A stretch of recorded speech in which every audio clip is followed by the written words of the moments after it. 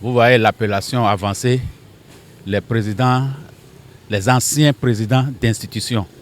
On n'a pas dit les anciens présidents de la République. C'est-à-dire qu'ils sont déterminés à avoir un creuset très large et très solide. Qu'est-ce qui peut motiver une telle initiative? Il a lieu que nous, Béninois, on se pose des questions. C'est vraiment une situation qui doit nous préoccuper et que nous devons analyser sur différents angles. D'abord, vous voyez que ces présidents d'institutions aujourd'hui sont la plupart des acteurs remarquables de l'avènement de la démocratie.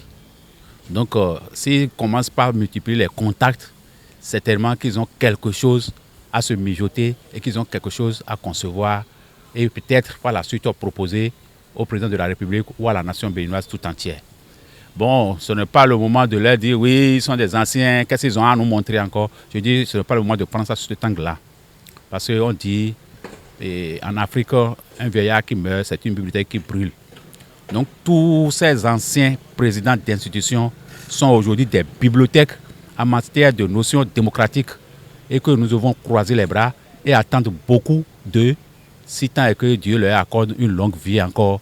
Ils ont beaucoup encore à apporter pour la démocratie de notre pays. Donc, ces rencontres-là, moi, je ne trouve pas que c'est une mauvaise chose.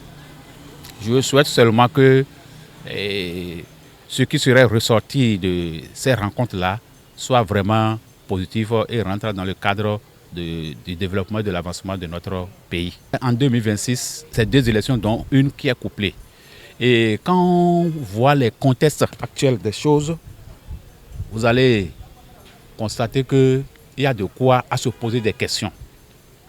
Surtout lorsqu'on voit l'Assemblée aujourd'hui qui est initiatrice des lois et qui vote les lois par rapport aux élections, il y a lieu de se poser des questions.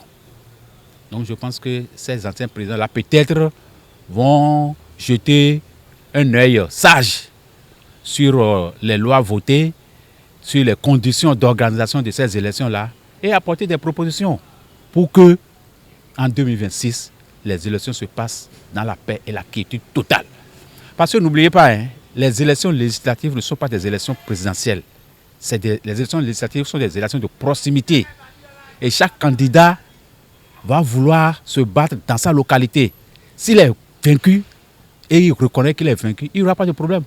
Mais s'il n'est pas vaincu, il sait qu'il est gagnant et que par miracle, on le déclare que ce n'est pas lui qui est gagnant, vous voyez que ce que ça peut engendrer.